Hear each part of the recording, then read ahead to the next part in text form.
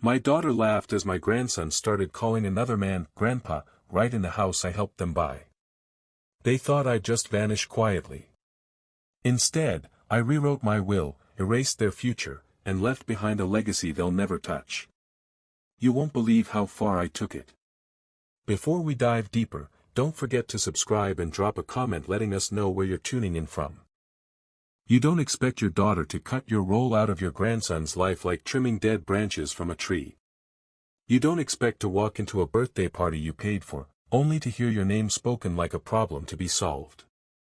But I did. And that was the moment I stopped being a grandfather and started becoming something else. The box of gifts sat on the passenger seat, tied with the same blue ribbon Eli always loved to untie with exaggerated flair. I'd picked out every one myself, model trains, a pocket flashlight, and a compass just like the one I'd carried through 2 tours overseas. Like Grandpa's, he used to say, fingers tracing the letters on the case. The drive to my daughter's house took exactly 53 minutes. Long enough to remember every story Eli had begged me to tell again. Long enough to recall the way he used to reach for my hand when he got nervous crossing the street. Long enough to feel like I was finally needed again after Judith passed away 3 winters ago. I turned onto Sycamore Lane and saw their driveway already full, BMWs, a rental van, and a gleaming white Lexus I didn't recognize. Party guests, probably. New friends. Or newer family. Still, I parked like I always did. Same spot at the curb, 3rd square of sidewalk, near the mailbox I helped install when they first moved in. I even checked it that day, like habit, empty, of course. The front door wasn't locked. I knocked once, more out of formality than expectation. No one answered. No excited Eli running to jump into my arms like he used to. Inside, the air felt clean. Sterile. Not the kind of warm chaos a birthday should feel like. No decorations in the foyer. No balloons. No, happy birthday, Grandpa, like last year. But I heard voices. Laughter. I set the box of gifts on the entryway bench and followed the sound to the kitchen. I was halfway down the hallway when I heard it. I just want to make sure he doesn't get confused, said a voice I didn't recognize, woman, polite but firm. He won't, my daughter replied, her voice too casual. He's already started calling Phil Grandpa without us even asking. There was a short silence. Then laughter. That's perfect, a man said, probably my son-in-law. Phil's around more. He's consistent. He picks Eli up from school, he knows the teachers, he knows the routine. Another voice chimed in. And he's a lot more stable. No surprises. Then came the one that stuck, honestly, with everything going on, we just don't want drama. Especially not today. It was my daughter's voice again. Drama. That was what I'd become to them. I didn't enter the kitchen. Didn't confront them.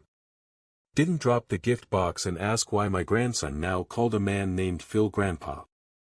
I turned and walked back to the front door.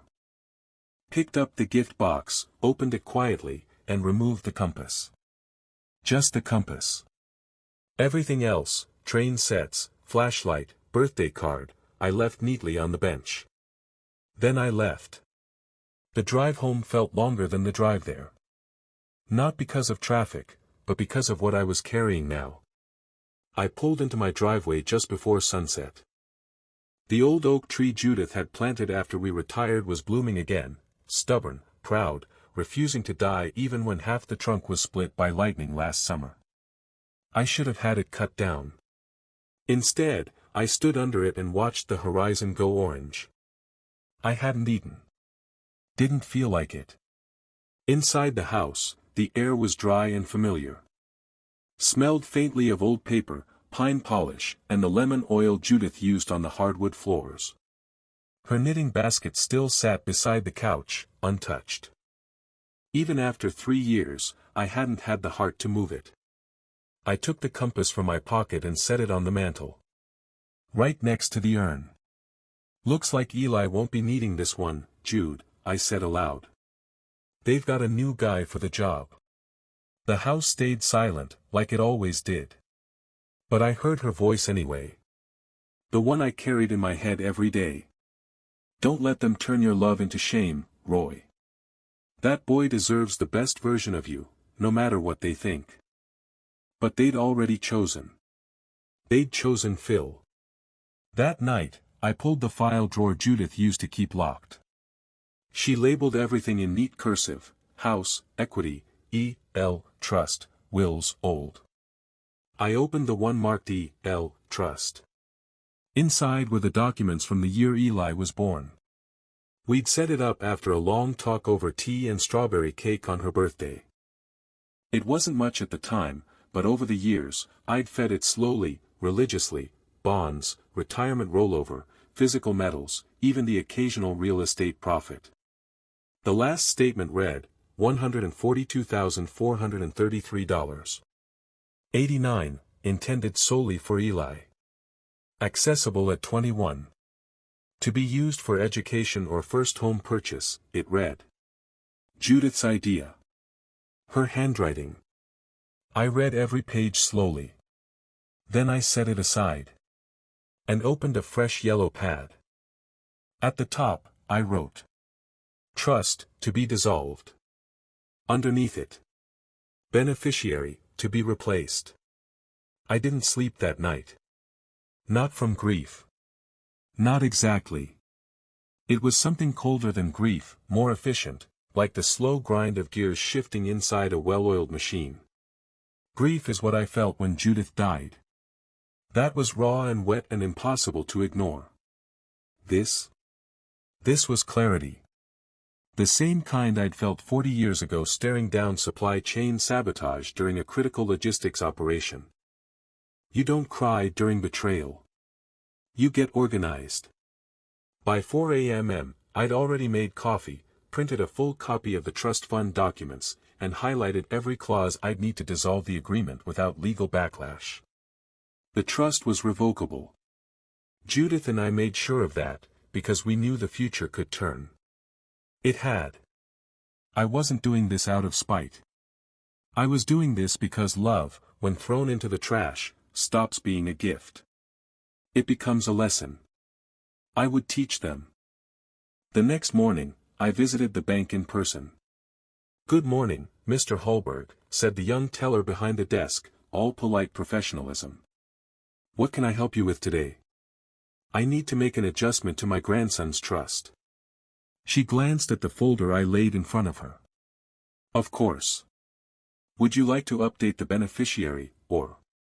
I'd like to dissolve it entirely. She blinked. Would you like to transfer the assets to another trust? No, I said. I'd like them withdrawn in full. A pause. A twitch of hesitation behind her eyes. Sir, I do need to inform you there may be penalties for early withdrawal of certain bond instruments. I read the fine print, I replied. It's worth it. She began typing. May I ask the reason for the dissolution? I smiled. Family restructuring, I said. By noon, the funds had been moved into a private brokerage account in my name only. No trace of Eli. No trace of, for his future. That future now belonged to Phil, apparently. And I wasn't funding Phil's fantasy. Next, I called Ted. Ted Mackenzie had been our family attorney for 27 years. He'd helped Judith and me draw up everything from our original wills to the first guardianship paperwork when Eli was born. Roy, he answered after the second ring. Everything okay? Not yet. I need to update the will. A pause. Judith's. Mine. Another pause. Same structure. No, I said. I'd like to remove Eli as a beneficiary. He was quiet for a beat longer than necessary. I can do that, he said carefully. You sure? I closed my eyes. They gave him a new grandfather, I said. He won't miss what he doesn't know was his. That weekend, I drove past their house. Not to spy. Just to confirm something I already suspected. Phil was there. Standing on the porch with Eli, helping him tie a little kite string to a spool. My daughter leaned in the doorway, sipping from a stainless steel tumbler like a contented queen surveying her kingdom. Phil even wore the kind of vest Judith used to get me for Christmas, light brown, fleece-lined, too soft for working men. Eli laughed as the kite lifted. "Thanks, Grandpa." Phil gave him a thumbs up and mussed his hair. I didn't stop. Didn't slow down. I just kept driving. You don't interrupt a performance when you've already bought the last ticket out. That night, I wrote the final clause of my new will. I left the house to a veterans housing program Judith had supported for years. I made arrangements for my truck to be auctioned, with proceeds donated to the children's library where Eli used to sit on my lap during story hour, before Phil. And the compass? I placed it back in its box. Not for Eli, but for the son of the single mother who ran the bait shop near Winton Lake. He was 10, polite, always curious about fishing knots and maps and old-timey stories. He called me sir. Every time. I'd seen more real family in that boy's eyes than in any half-hearted birthday party since Judith passed. By the following Tuesday, everything was finalized. Eli would never know what he lost. My daughter wouldn't know until long after I was gone. And Phil wouldn't even realize he'd stepped into a role that came with consequences. They thought I was a relic. But a relic still carries weight. And mine was legal, financial, and absolute. It started small. A notice in the mail. Harmless at first glance. Just a line at the bottom of their mortgage statement in bold, fine print: automatic payments have been discontinued. Please remit manually by the 5th. My daughter didn't even see it. She rarely opened the mail anymore. But her husband did. And that's when the first seed of confusion was planted. What does this mean? Jake asked, standing at the kitchen counter, the letter held out like evidence of a crime. My daughter looked up from her phone. What? The mortgage payment. It's not on auto pay anymore. Didn't your dad have that set up years ago? She blinked, then took the letter and read it again. Maybe it's just a bank error. Okay, Jake said. But are we paying it? She hesitated. I thought Dad was still covering it. Jake looked at her, eyebrows drawn together. You told me he had it set up permanently, said it was part of his grandfather legacy. She scoffed.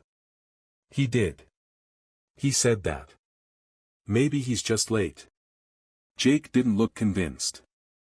That man doesn't forget bills. He's a human filing cabinet. What happened? She didn't answer. She didn't want to admit the truth. She hadn't spoken to me since the birthday party.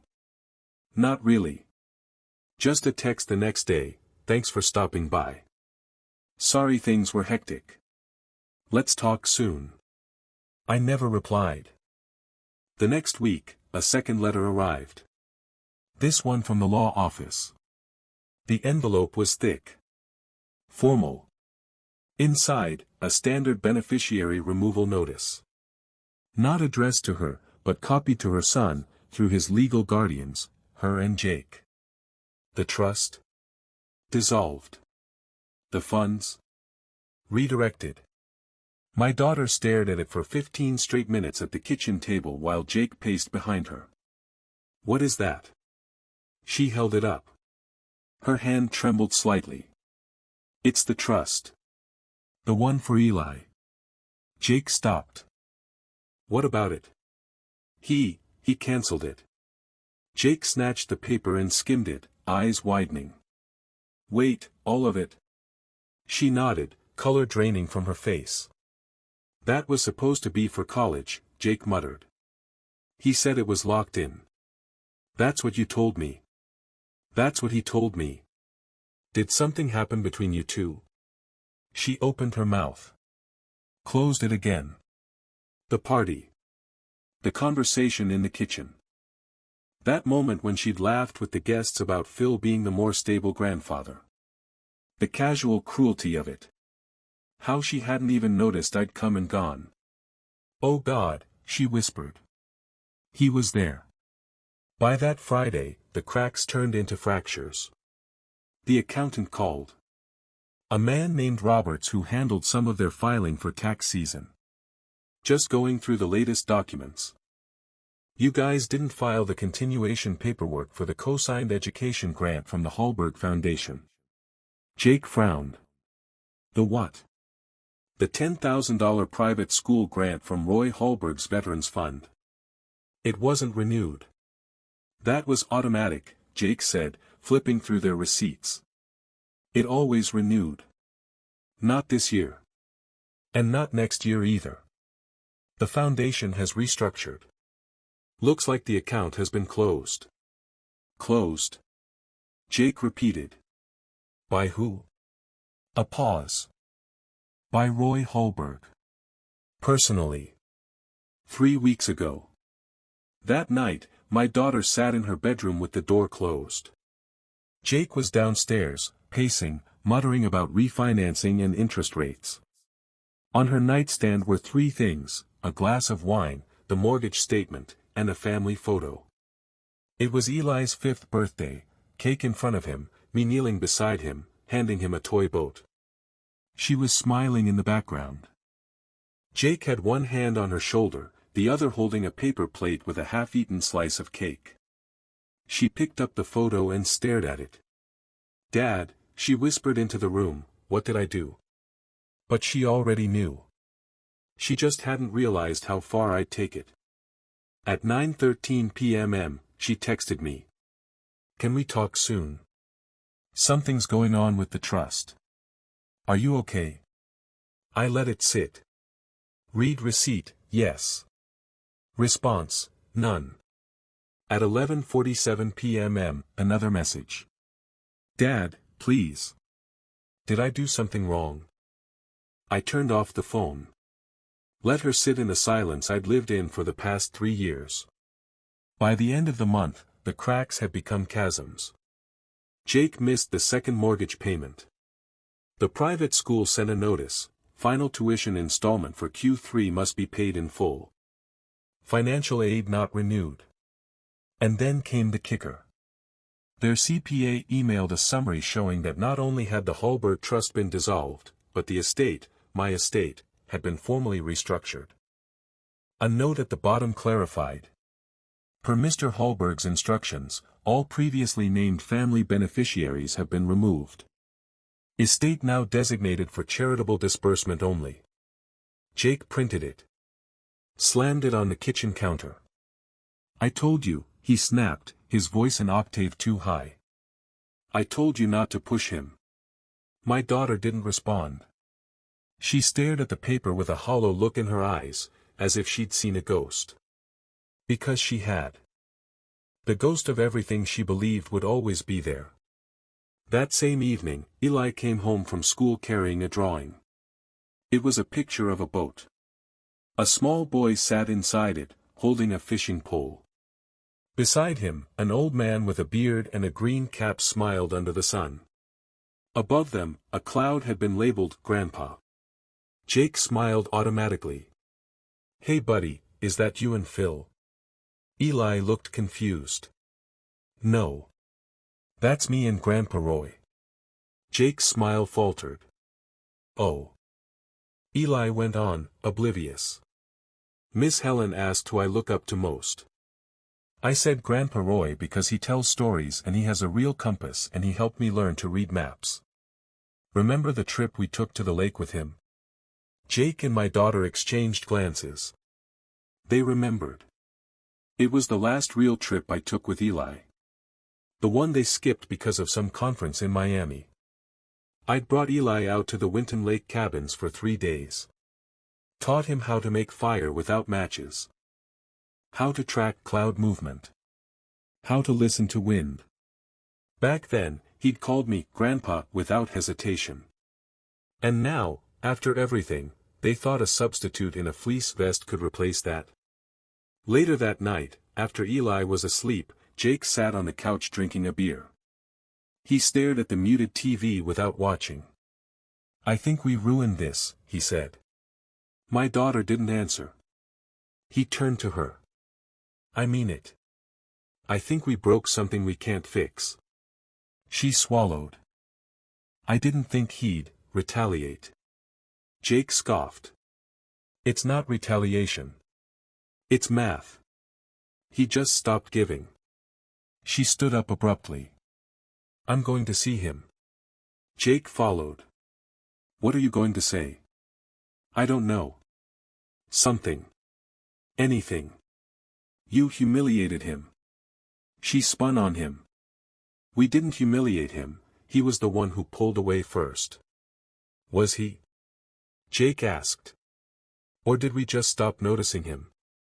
"Right until he stopped paying our bills." The next day, she showed up at my house. She didn't call ahead. She didn't knock twice. She stood on the porch like she used to when she was 12 and forgot her keys. I saw her from the front window.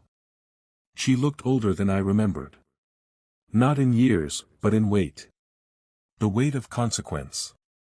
The weight of losing something you didn't know was holding up the whole structure. I didn't answer the door. She waited 23 minutes. Then she left. I listened to her voicemail later. "Dad. I know I messed up. I know we hurt you. But please, don't do this to Eli. He loves you. You're still his grandpa. No one can replace you. No one." That wasn't what she said in the kitchen. She'd made her choice. Now she wanted to rewrite the history. I deleted the voicemail. 2 days later, a package arrived at my door. Inside, a drawing. Crayon on construction paper. A boat. A boy. An old man. "Come back soon, Grandpa," it read. No signature.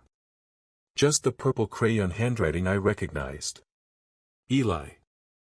I set it on the fireplace beside Judith's urn. "Don't worry," I said to her. "He's not the one being punished." That night, I mailed the envelope I prepared weeks ago. Inside was a simple letter. To Eli. Handwritten. Private. It read. "Dear Eli. I want you to know that I will always love you. Even if I'm not around. Even if grown-ups make strange decisions and say confusing things. You're smart. Braver than most. And I hope one day, when you're older, you'll understand what happened, not with anger, but with clarity. You'll find out, someday, that some gifts are given quietly, without bows. Look under the name Winton Fund. Not now. Not soon. But later, when you're old enough to read fine print and see through silence. Until then, stay curious. And never let anyone else tell you who your family is. Love. Grandpa Roy." They always assumed I lived alone. That I stayed in this quiet house with no company, no visitors, and no way of keeping track of what happened once I was out of their lives. They forgot that the only thing more dangerous than a betrayed man is a prepared one. Her name was Dolores Harper. She lived 3 doors down from my daughter and walked her terrier past their house every morning and evening, like clockwork. She also happened to be Judith's best friend from college. After Judith passed, Dolores checked in on me twice a month, usually unannounced, always with pie or gossip. "You never ask for anything," she'd said once. "So when you do ask, Roy, I listen." I never asked her to spy. I just asked her to call me if anything unusual ever happened with the family. That started the week after the birthday party. By then, Dolores had been coming by more frequently. Talking about how Eli didn't seem himself. How Jake was spending more time in his truck than in the living room.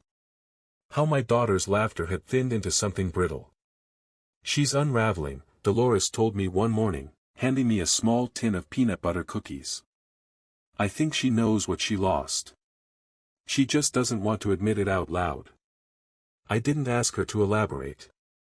She'd already done enough. The second reason I knew. The mail. Jake wasn't nearly as careful as he thought he was. Twice a week, a collection notice or utility adjustment ended up misdelivered to my P.O. box. Not accidentally, Dolores had access to the mailroom where her niece worked. "Jake's got no poker face," she said with a grin one afternoon. "If a payment bounces, he looks like someone slapped him with a wet fish." I kept every document. Not out of spite. But because evidence is power, and I'd spent a lifetime building infrastructure on things you can prove, not things you feel. By the first week of June, the full picture had emerged. The trust was gone. Their mortgage was 3 weeks behind. Phil had quietly stopped showing up to soccer practices, likely after realizing he wasn't walking into an inheritance. Jake had been denied for a credit extension. And Eli had stopped talking about new grandpa altogether. So I called Ted. "Time to make the house visit," I said. It was a bright Saturday morning when I pulled into their driveway. Same third square of sidewalk. Same cracked edge near the curb. But everything else had changed. The grass hadn't been cut in weeks. Weeds were pushing through the flower beds. A tricycle lay overturned near the porch. I knocked. No one answered. I knocked again. Finally, Jake opened the door, shirt untucked, eyes bloodshot. "Roy," he muttered, voice hoarse. "Didn't expect you." "I'm not here for you," I said, brushing past him. My daughter was on the couch, a blanket wrapped around her shoulders despite the heat. She stood slowly. Her eyes looked haunted. "Dad." I nodded once. "Where's Eli?" She swallowed. "Out with a friend." "Good." I took a seat at the dining room table, the same one I helped them pick out at the warehouse sale 5 years ago. "Sit," I said. She did. Jake followed, still stunned. "I'm not here to yell," I said. "Or gloat." My daughter's hands trembled. "I just want you both to understand how thorough this is." She flinched. "I didn't just cancel payments. I moved the money. I changed the will. I locked the land. You cannot refinance using my co-signed assets. The VA benefit line I secured for your second car is revoked. The school fund? Gone. The foundation? Dissolved." Jake ran a hand through his hair. "We know," he muttered. "No," I said. "You don't know." I leaned forward, lowering my voice. "Eli isn't being punished. You are." She looked up at me then. Her eyes were wet. "Dad. I messed up. I know I did. But you just vanished. You didn't let me explain."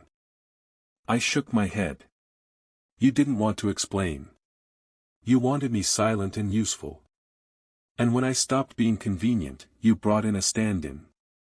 "I didn't mean to replace you," she whispered. "But you did," I replied. "And now you're angry that the replacement didn't come with a legacy fund attached." Jake tried to interject. "Phil's gone," he said. "He left. Told us he couldn't compete with a ghost." I smiled faintly. He wasn't competing with a ghost. He was competing with a man who remembered everything. I stood up. Walked to the mantel. There, next to a fake plant, sat a photo of Eli at his last soccer game. I picked it up, brushed off the dust. "I'll be leaving now," I said. "But before I do, one last thing." I turned back to face them. "Every dollar you expected from me, it's gone. But one day, Eli will find what I left. And he'll know exactly why it wasn't left with you." My daughter broke down. Not the kind of sobbing that asks for forgiveness. The kind that realizes it won't come. Jake didn't say a word. I walked out the door, down the sidewalk, past the tricycle. Back to my truck. and drove off without looking back. I didn't expect to hear from Eli for a long time. Not because he didn't care, but because I knew how long it takes to unlearn what you've been taught by people you love. Especially when they smile while saying it. The weeks passed quietly. I spent mornings fishing again, solo now. Afternoons organizing the garage. I set up a modest scholarship in Judith's name at the local community college, structured to support kids raised by single grandparents. Dolores kept me up to date on Eli, but only when I asked. His drawings still include you, she said one day, dropping off more cookies. But he doesn't talk about Phil anymore. I nodded. Good. She smiled softly. You know, this isn't how most people handle things. Most people don't have a ledger like mine. She looked at me for a long time before replying. No. But most people also don't have your grief. Then, on an overcast September morning, Eli showed up. I heard his voice through the screen door before I saw him. Grandpa. It hit like a bolt. I opened the door slowly. He stood there in a hoodie and backpack, a folded envelope in his hand. Mom drove me. She's in the car. I nodded, stepping aside. Come in. He hesitated. Can I? Always. He sat at the kitchen table, eyes darting around like he was trying to memorize everything. This is just how I remember it, he said.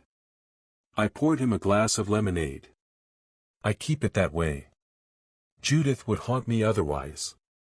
He smiled at the name. I remember her cookies. So do I. He fidgeted, then slid the envelope across the table. Inside, a handwritten letter. Careful, blocky penmanship. No misspellings. I'm sorry about what they said about you. I didn't mean to stop calling you Grandpa. I was confused. But I know who you are now. I hope you're not mad. I read it slowly. Twice. Then folded it back. I'm not mad, Eli. You're a kid. You were put in the middle of something you didn't create. He looked down. But they lied. I didn't argue. Because sometimes, silence is agreement. I got your letter, he said. The one in the package. I raised an eyebrow. You opened it early? He grinned sheepishly. I was curious. You said wait till I was older. But I feel older now. I couldn't help it, I chuckled. Judith would have adored this moment. What did you think? He reached into his backpack and pulled out the compass. Still in the box. Still polished. It still works. Of course it does. Then he looked up, something serious passing across his face. What's the Winton Fund? That caught me. I leaned back. How do you know about that? He pulled a printed email from his pocket. Miss Helen, my teacher, found a scholarship award in my name. It said, not active until age 21 unless otherwise amended by the founder. I read it. My own signature at the bottom, from months ago. That's for you, I said. College. Or a house. Or travel. Whatever your future needs. His voice dropped to a whisper. Why me, if I messed up? I stared at him, hard and kind all at once. Because they messed up. And you're not them. He blinked fast.